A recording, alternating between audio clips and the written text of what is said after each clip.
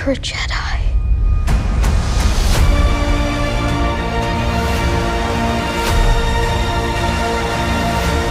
Before we start today's video, check out our affiliate links in the description down below. These can make some great gifts with the holiday season just around the corner, or even a gift for yourself. It supports the channel at no extra cost of you. Thanks so much. May the force be with you, and enjoy the video.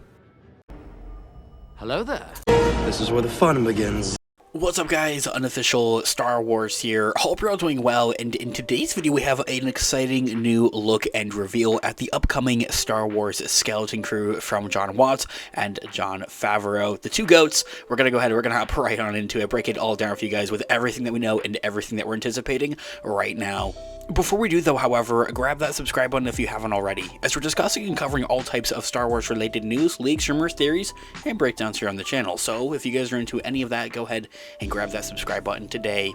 Okay, so in this video we are going to be taking a quick read from one of my favorites out there, StarWarsNewsNet.com. I'll have their article linked in the description down below for you guys to check out there, as well as an overall garnering source. So new images and new reveals have been shown recently at New York Comic-Con just this past weekend, and with that comes some new reveals for the upcoming Skeleton Crew. With less than 2 months to go until Skeleton Crew releases on the Disney Plus streamer, interviews, marketing, and promoting, and all the in-between is beginning to ramp up more and more for the upcoming show. Interviews are starting to come out about the upcoming Star Wars series, and the directors have also recently taken to speak about how showrunner Jon Watts first approached them for the project. Those directors include David Lowery, who is best known for taking on projects such as The Green Knight and Pete's Dragon, Bryce Dallas Howard returning from also having directed a couple episodes of The Mandalorian.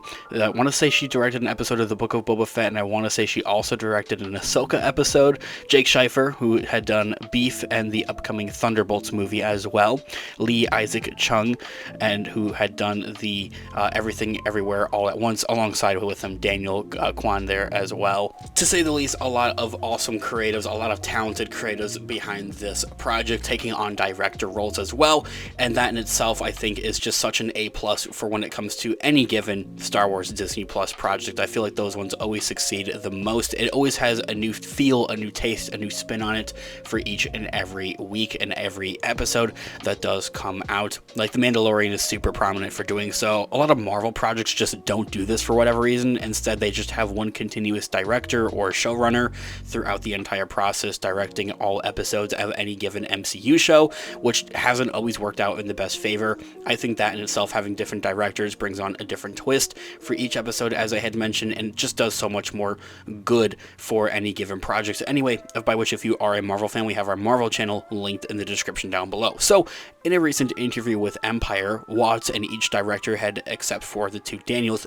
had explained how it had happened and begun with that approach and coming onto this project, with Jon Watts first detailing how he and a longtime collaborator, Christopher Ford, essentially sat down and drew up a list of their favorite directors, actually, saying and revealing that they're, in quote, Ford and I sat down like, who are our favorite directors?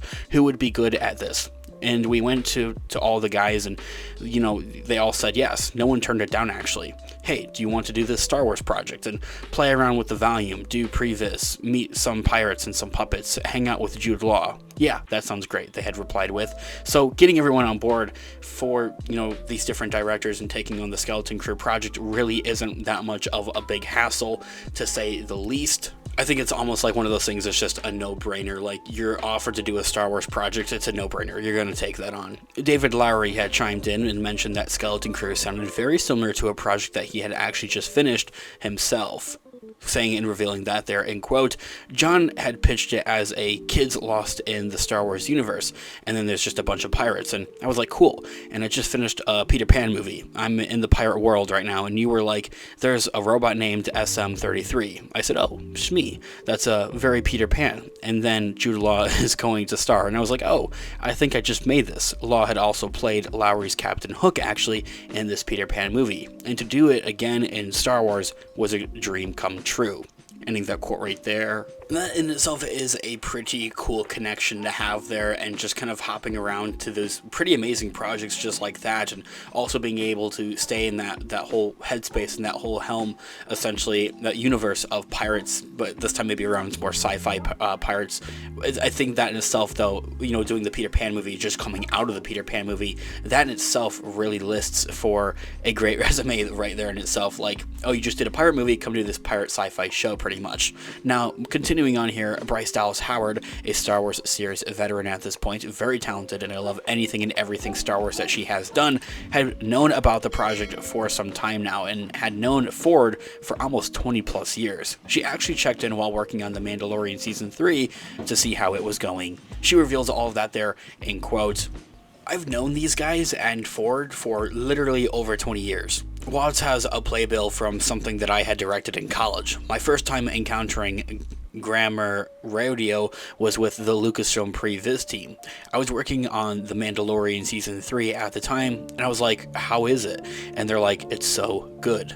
Ending that quote right there. Previs seems like a technology, I assume, that they're newly using for Skeleton Crew, similar to maybe like with what, you know, the volume is that every other Disney Plus Star Wars show has used thus far.